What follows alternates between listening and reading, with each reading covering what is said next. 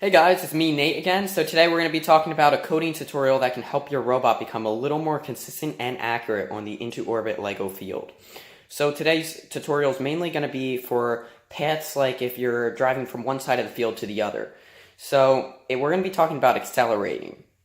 So when accelerating, it makes it so your robot can start off about 10% speed, and in under 2 seconds your robot will be 100% speed driving across the field. Why would you need this? Well, because depending on the way your robot's built, if you go 100% speed just flat off the bat, like just to begin with, shoot 100% speed into your drive motors, your robot may jostle a little bit and shake a little bit in the very beginning when it's first getting that initial speed. And that can actually cause some inconsistencies in your programming. So when you run that on the field, it can really affect your robot performance with inconsistencies when your robot jostles a little bit like that. So that's why we would start the robot off slow, and then over 2 seconds we've gained 100% speed to the motors, and we will be driving full speed across the majority of the field. Also, don't forget to like and subscribe to my channel if you like what you're seeing. When we reach 100 subscribers, we'll actually be doing a giveaway. So tell your friends about it, have them subscribe if you're interested, and leave some comments. Alright, let's take a look at the program.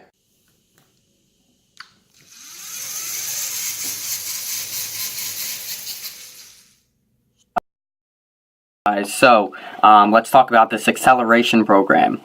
I actually have the program written out up here.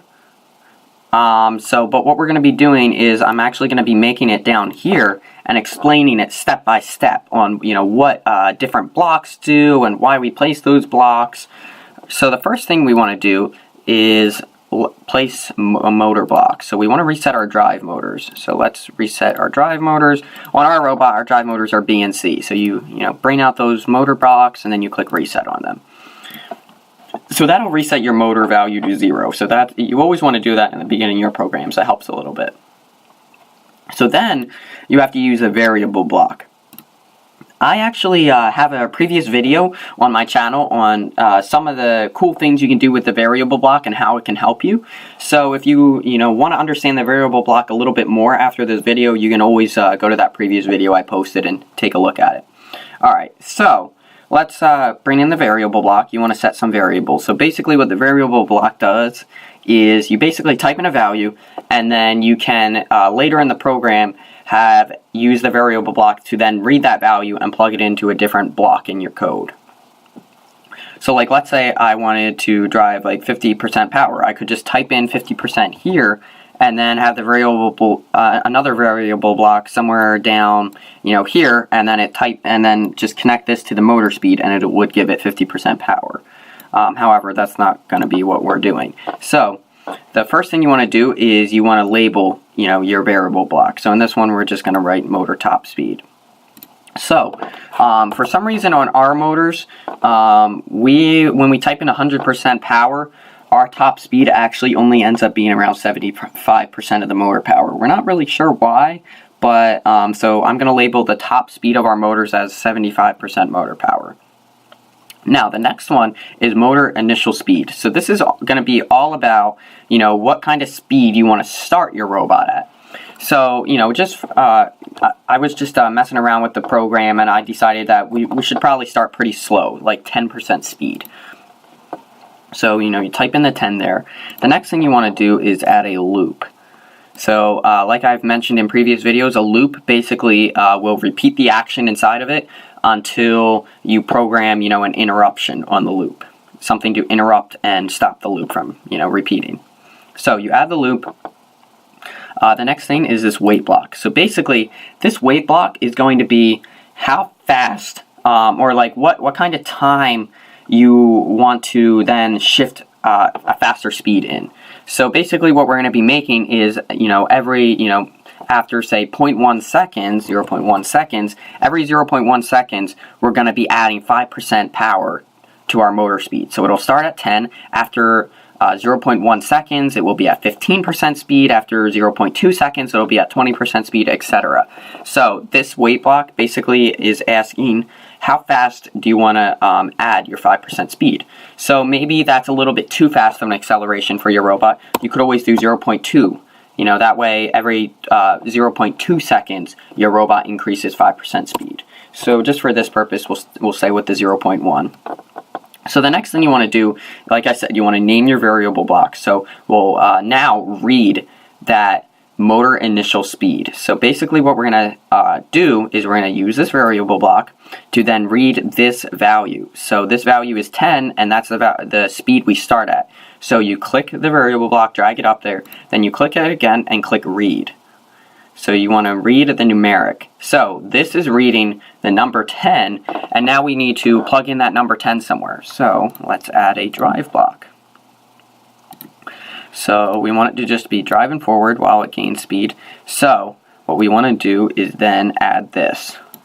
So basically what we're saying is read the value 10 right here, and then drive forward 10% speed. So that's what we're doing there. However, like I said, we want to be able to add power to our motors at the same time to increase the acceleration. So you also pull another wire out of this, which is also the value 10.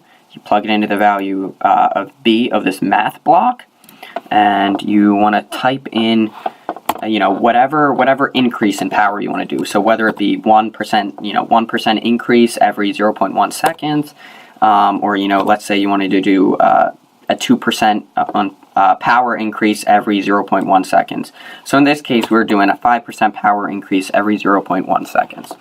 So basically what it's saying is, this is reading the value 10 right here. It's saying drive 10% speed, and then it's saying at the same time, take the value 10, also plug it into here. So you have 5, you have your addition, you have 5 plus 10, and then now you are going to say 5 plus 10 is 15. So now you're going to say, now drive 15% speed. So let's see, let's go into the variable section, grab another variable block. Basically, like I said, the variable block stores values, so you want to be using that again. So we'll see what block is this? The motor initial speed. So yep, we got the right one. So now we want to take that value of 15 and plug it in our motor initial speed. Okay, that's all good. We want to use another variable block. Motor top speed. Let's see what we got here. Read numeric. So basically what this is reading is the value 75. Like we said, we labeled our motor top speed as 75. In some cases it may be 100, but for some reason when we put 100% power on our motors, we actually only get 75%. So, in that case, we just wanted to label the correct power that we get out of it. So we want to take that value 75 and make it interrupt the loop. So let's change the loop to, let's see, I'm looking for it, motor rotations. All right. So let's change this, blah, blah, blah. Or actually, no, not motor is it? No, it's current power. Sorry about that. Made a mistake. So current power, you want to use your drive motor, so B, and then you plug it into your value. So basically what you're saying is, you want to read this value of 75, right, which you read it right here. You want to then take the value of 75 and say, stop gaining speed as soon as we reach 75% power. Because when we reach, anything greater than or equal to 75% power is going to stop the loop, and it's going to stop your acceleration. So basically that's going to make it so you don't, keep trying to power your motors up and, your robot doesn't drive unlimited, because you want to find a way to interrupt your loop. That way you can actually travel a certain distance. If you can't interrupt your loop, it's just going to go infinite, and then it's never going to stop. Your robot's just going to keep driving forward. So let's just recap what we've done so far real quick. So we've reset our motors. We have then set our variables, one of the initial speed that we want to travel, which is 10. The other one being the max speed that our motors put out, which is 75%. All right, so now we have our weight block, which is, how fast we want to, add 5% power to our motor. So every 0.1 seconds, we want to add another 5% power. Then we are reading that value, which is, we're going to read the initial speed value, which is 10. We're going to plug it into our power. So we start off at 10% speed. we also plug it into a math block, so it adds 5% speed. So at this point, we're 15% speed. We then go back and write a new value into the initial speed. So the new value is going to be 15. You know, when this loop repeats, it's going to be now 15 right here. So now it's going to plug in a value of 15. It's going to then do 5 plus 15, which gives you 20% power. And then it's going to drive 20% power. It's going to repeat again. It's going to say 20. Drive 20% power. 5 plus 20 equals 25% power now. And then it's going to say, oh, 25 is still less than 75% power. Increase it again, and increase it again and again until you've reached 75% power. So now how do we actually stop our robot from, how do we get a distance? So what we want to do to get a distance is we want to keep up our speed. So once you've reached peak speed, you want to then put 2 of these blocks out here to drive forward. Alright, make sure they're your drive motors. Yep, we're right, B and C.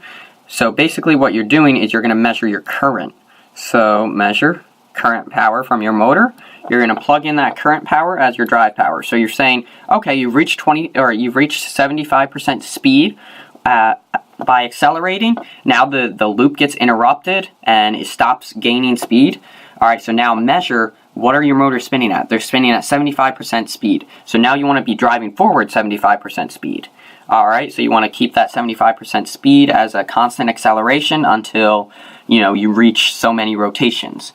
So then what you do for rotations is you add this block here. You change it to motor rotations. Motor rotations, you say anything greater than or equal to, again. And let's say you want to travel, let's say you want to travel, let's say 10 rotations is across the field, and that's how far you want to travel. So you then just type in 10, and then you just stop your motors. So let's see, put this in here, click the off button. So basically what it's saying, again, for the second portion, we're going to be recapping. We have reached 75% power, so your loop is interrupted. So now you're going to read how much power your motors have, which is 75%. You're going to drive at a constant rate of 75% speed. And then after you've reached... Oops, sorry about that. I accidentally think I may have... Oh, no, I'm good here. So now what you're saying is that after you've reached, 75% speed, keep driving at that constant rate until you reach 10 rotations. So, you could do even, if you wanted to only drive 8 rotations, you could just type in 8 as a value. In this case, we're going to say 10, but, and then you select as greater than or equal to. So if it accidentally drifts over 10, like 10.1 rotations, it still stops, and, your robot doesn't just keep going forward. Alright, well, I hope you enjoyed this tutorial. I hope it helped you with, understanding an acceleration block and how it works.